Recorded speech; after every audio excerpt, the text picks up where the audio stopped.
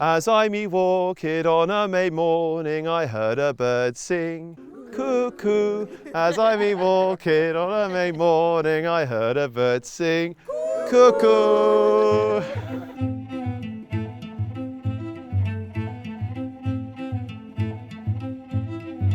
I've heard so much about the pilgrimages, and it just really called out to my heart when I heard about it. I love to be outside and learning new things, and what the pilgrimage does is it's grounding you, but it's connecting you with new areas of nature that you might not have been to before, and during that you're connecting with wonderful new people. It's quite extraordinary because we're all so different. We're different ages, we're at different stages of life. So many kind of nationalities and backgrounds. Quite often in life we don't really take the time to have conversations, and what's so lovely is actually the discipline of really talking and finding out about people and having those conversations, that's very special.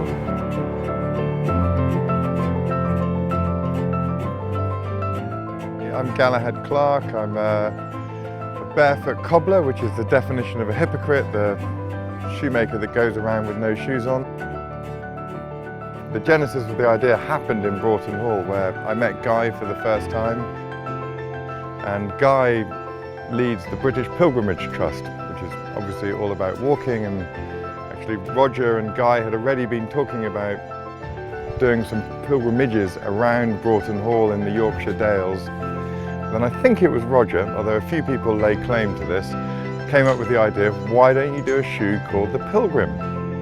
And Broughton Hall, the British Pilgrimage Trust and Vivo Barefoot, I think sort of really came together in a three-way partnership to birth this idea of bringing pilgrimages, or at least bringing people to the already pilgrim sites of this area, and then creating a special shoe. And in this case, the shoe is a grounded shoe where it's fully earth, so the sole is completely conductive. So there's a perfect electrical transfer between your electrical body and the electrical earth.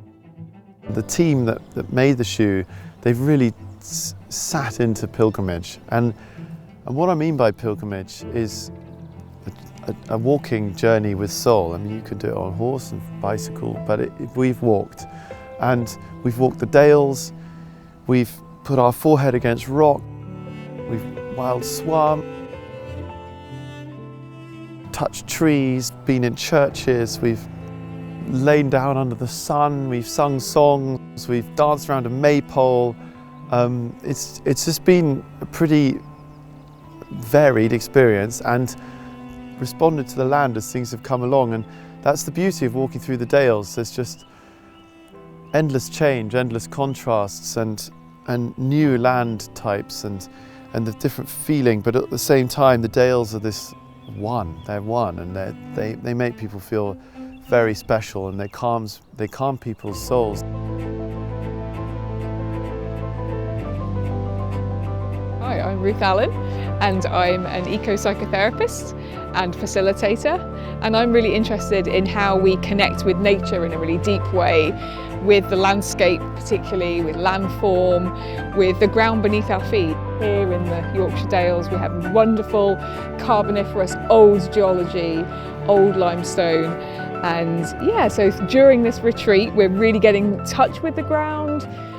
Obviously there's a lot going on through our feet, but we're listening with our whole bodies to the environment, to the water sources, to the water that's flowing over rock, and we're just learning to connect quite deeply with this solid material. So I'm really interested in the sense of inner solidity and substance that we can connect with. Sometimes life makes us airy and yeah, in my work I'm interested in how we can become more solid. So for me that's what grounded is all about, is how we find a sense of the presence within ourselves and to face the life that's coming at us all the time, every day. So this retreat is an opportunity to sort of bed down, to really land through our bodies and to resource ourselves before going back out into the world. Hey, my name's Darren O'Lean. It's been a profound and powerful experience to reawaken my own ancestral wilding and take a break from the modern day world to recalibrate, I think, what we all seem to miss sometimes, and that is who we truly are, not who we think we are, not what we think we need to be, but truly we are perfect in our imperfections as we run around this life. And nothing is more great than the grounding of the earth and feeling the earth again and feeling ourselves amongst this beautiful planet to truly understand who you are and be the best version of yourself so you can do what? Have an extraordinary, happy, powerful, purposeful life. What was really nice about it was the intention setting that happened in the beginning. I have been actually thinking about it this whole time as we've had quiet parts to walk, and it was so healing. And it's so important. I don't know how I've not ever gone on a pilgrimage my whole life until now, but now that I have, I feel like this is the first of many. So I think most people have found this a very gelling experience, and there's such a happy feeling in the air at the end of this retreat, and it's been very grounded, which is what we called it, and it's actually worked. Everyone's been very balanced and just been happy to be with each other, and you can't really ask for more. And I think it's certainly made me very joyful, and I think a lot of people here wish they could come back. If not to my retreat, but to Broughton itself. I think so much of the success of this retreat has been that this coming home to the hearth of Broughton at the end of a day's walking, to be able to come to this land and everything that's going on here and the feelings that one has, and that you feel lucky to be walking on this land here at Broughton. And I think there could be no better place really to do a retreat like this.